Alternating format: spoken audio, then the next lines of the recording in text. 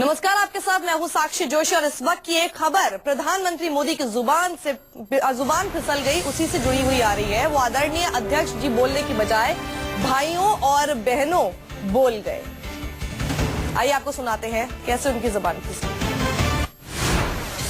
भाइयों बहनों, हमारे देश की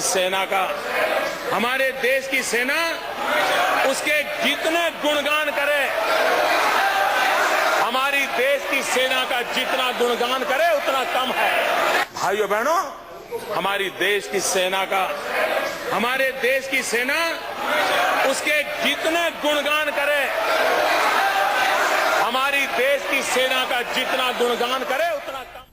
तो आपने सुना किस तरह से प्रधानमंत्री मोदी जब संसद में बोल रहे थे तो अचानक से उनकी जब जबान फिसल गई, उन्होंने एकदम भाइयों बहनों बोलना शुरू कर दिया, बिल्कुल उसी अंदाज में जिस तरह से वो चुनावी जनसभाओं को संबोधित करते हैं। और स्पीकर बोलना चाहिए, स्पीकर को संबोधित करना चाहिए, आदरणीय स्पीकर महोदया बोलना चाहिए, लेकिन उनकी जुबान से एक बार निकल गया भाइयों बहनों। आइए आपको एक बार फिर सुनाते हैं उन्होंने क्या कह दिया। भाइयों बहनों, हमारे देश की सेना उसके जितने गुणगान करे, हमारी देश की सेना का जितना गुणगान करे उतना कम है। भाइयों बहनों, हमारे देश की